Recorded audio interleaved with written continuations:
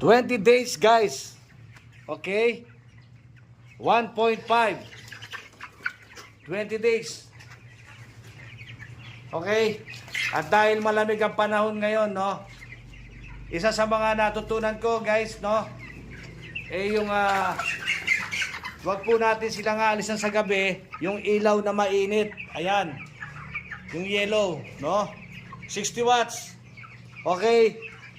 Para hindi po sila lamigin. Sa madaling araw kasi napakalamig ng panahon, guys, no? Okay? Yan, guys, oh. 20 days.